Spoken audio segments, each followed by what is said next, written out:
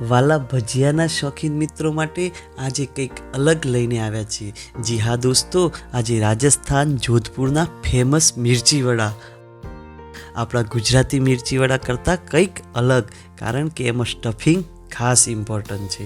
અને દોસ્તો, આ સ્ટફિંગ બન્યા પછી એની અંદરથી આ રીતનું ફિલિંગ કરી અને આપણા મસ્ત એવા મરચાં તૈયાર કરવા, સાથે સાથે તળતી વખતે ધ્યાનમાં રાખવા જેવી ખાસ બાબતો આ વિડીયોની અંદર અમે વણી લીધી છે। તો દોસ્તો, દિલથી સ્વાગત કરીએ છીએ આપનું યોર ટેસ્ટી કુકિંગ ચેનલમાં।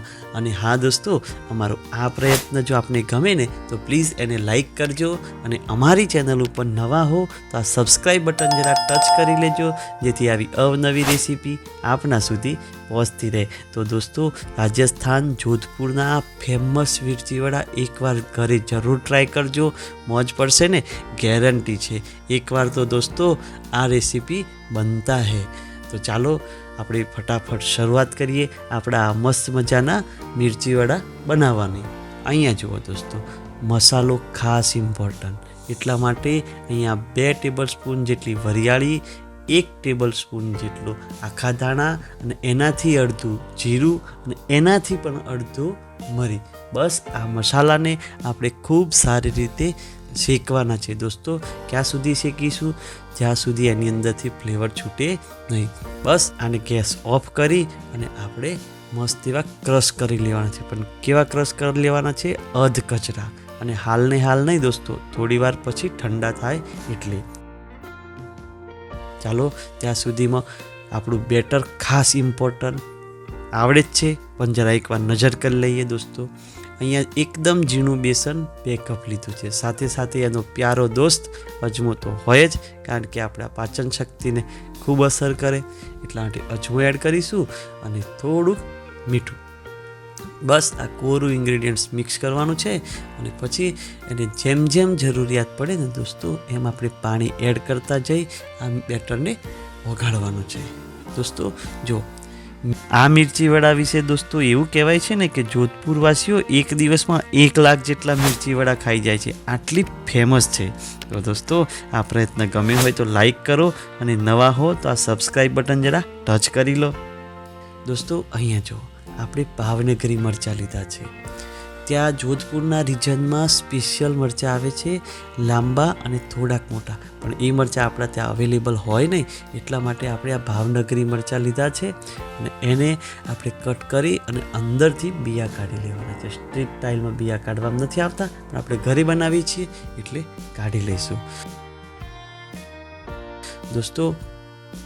આ મિર્ચી વડા આપણે ગુજરાતીઓના ઘરે જે બને છે એના કરતાં થોડાક ડિફરન્સ છે, તો આ ડિફરન્સને જરા ચેક કરી અને એકવાર આપ આ મિર્ચી વડા બનાવજો, ઘરના બધા સભ્યોને મોજ પડી જશે। લો, આ બધા મરચાં મસ્ત એવા કટ થઈ ગયા છે, તો હવે એની અંદર બનાવવાનું સ્ટફિંગ વિચારીએ।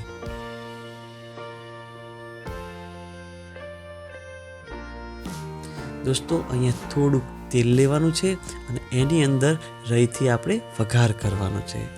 હરેક જગ્યાએ રાજસ્થાનમાં થોડીક ડિફરન્સ મેથડ હોય છે, પણ અમે શક્ય એટલી એની ઓથેન્ટિક જવાનો ટ્રાય કર્યો છે દોસ્તો। હિંગ લેવાની, પણ કમ્પાઉન્ડ હિંગ લેવાની, જેથી કરીને ધીરે ધીરે એની સ્મેલ છોડે। હવે દોસ્તો, આપની તીખાશની જરૂરિયાત હોય એ અનુસાર આદુ મરચાં એડ કરજો, પણ આદુ મરચાં એડ કર્યા પછી વધારે એને સાંતળવાનું નથી। બસ દોસ્તો, અહીંયા મીડિયમ સાઇઝના 7 થી 8 બટાકા લીધા છે। આ બટાકા આપણે હાથ વડે મેશ કરી દેવાના। ફ્રેન્ડ્સ, એક નાની ટિપ્સ, જો જ્યારે પણ બટાકાનું સ્ટફિંગવાળું કંઈક બનાવતા હોઈએ ત્યારે ધ્યાનમાં એ રાખવાનું કે બટાકા બાફી અને જ્યારે રૂમ ટેમ્પરેચર પર આવે ને એવા નોર્મલ બટાકા હોવા જોઈએ, તો જ એનું પરફેક્ટ ટેક્સચર પકડે। હવે એની અંદર વારો છે થોડીક હળદર એડ કરવાનું, અને સાથે સાથે સ્વાદ અનુસાર મીઠું। અને હવે જુઓ દોસ્તો, આપણે શરૂઆતમાં જે મસાલો બનાવ્યો છે ને એને અધ કચરો આ રીતનો એને કૂટી લઈ અને આપણે એડ કરવાનું છે। આ જ મસ્ત ફ્લેવર છોડશે, અને દોસ્તો જોધપુરના આ ભજીયાની આજ તો ખાસ રંગ જ છે। જુઓ, બસ હવે ભાજી પાવના મેસર વડે આને મેશ કરવાનું છે, પણ કેવું નાના નાના ચંક્સ રહે ને એવું, એકદમ ફાઇન ઝીણું કરી દેવાનું નથી। દોસ્તો વચ્ચે જણાવી દઉં કે આપણી ચેનલ ઉપર ભાજી પાવની રેસીપી છે, તમે જોશો ને તો તમને પણ એક કંઈક નવી ટિપ્સ જાણવા મળશે, તો એકવાર નજર કરજો. અને હવે અહીંયા જુઓ, આમચૂર પાવડર દોસ્તો ખાસ એડ કરવાનો, સાથે સાથે સંચળ પાવડર બહુ જ જરૂરી છે, આનાથી એક મસ્ત ફ્લેવર આવશે. અને કસૂરી મેથી તો જરૂર પડે જ. આ બધું ખૂબ સારી રીતે મિક્સ કરવાનું છે દોસ્તો. અને પછી આપણે આ સ્ટવને બંધ કરી આને ઠંડુ થવા દેવાનું છે દોસ્તો. હવે ઠંડુ થઈ જાય એટલે આપણા યોર ટેસ્ટી કુકિંગ ચેનલના રસોડામાં શ્રદ્ધા અનુસાર ધાણા તો જાય જ. બસ દોસ્તો, આ બધું ખૂબ સારી રીતે મિક્સ કરી લો અને એક સાઈડમાં એને દબાવી અને સરખું કરી લો. હવે જુઓ, વારો આવ્યો છે સ્ટફિંગ ભરવાનો. અહીંયા જુઓ દોસ્તો, સ્ટફિંગ ભરવામાં જરા પણ કંજુસાઈ કરવાની નથી, ફૂલ દબાવીને સ્ટફિંગ ભરવાનું છે. દોસ્તો એક વાતની આપને રિક્વેસ્ટ કરીએ છીએ કે અમારી ચેનલ ઉપર ભજીયાની અવનવી વેરાયટીઓ છે, એકવાર જોજો, તમને કંઈક ને કંઈક નવું જાણવા મળશે.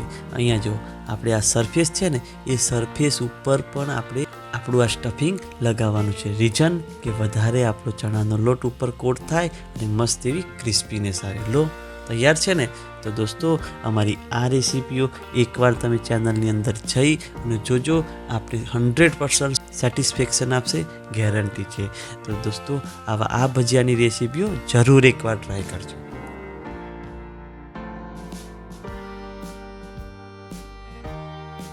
તો દોસ્તો આ મિર્ચીવાળા બધા બની ગયા છે. તો ચાલો હવે આપણે આપણું જે બેટર રેસ્ટ થવા દીધું હતું ને, એ બેટર ઉપર નજર કરીએ. જુઓ દોસ્તો, અહીંયા બેટર રેસ્ટ થવા દેવાનું કારણ કે આપણું બેસન ફૂલી ગયું છે. અને હવે વારો છે ચપટી હળદર અને ચપટી મરચું. દોસ્તો અહીંયા એક વાત ધ્યાનમાં રાખવા જેવી, આપણા ભજીયા ફ્રાય થયા પછી ક્યારેક શામ પડી જાય, એનું રીઝન એ છે કે વધારે પડતી હળદર કે વધારે પડતું લાલ મરચું અંદર પડી ગયું હોય ને, તો એ બ્લેક થવાની શક્યતાઓ છે. જુઓ દોસ્તો, આટલી થિકનેસ હોવી જોઈએ.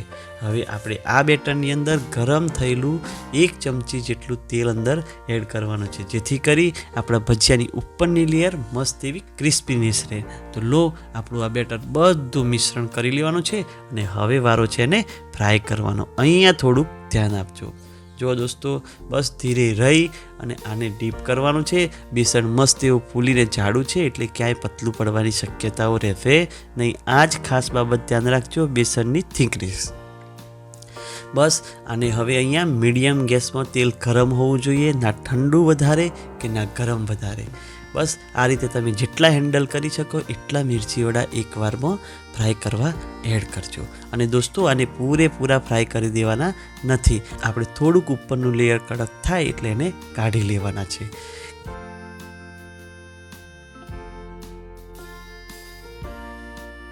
હવે દોસ્તો આ રીતે બધી બેચ તૈયાર થઈ જાય અને પછી થોડુંક ગેસ ફૂલ કરી અને આપણા ભજીયાને ડબલ ફ્રાય કરવાના. દોસ્તો આ એક મજા આવે ને એવું થશે. આમ કરવાથી ઉપરનું લેયર મસ્ત એવું ક્રિસ્પી થશે અને અંદરનું સ્ટફિંગ સોફ્ટ હશે.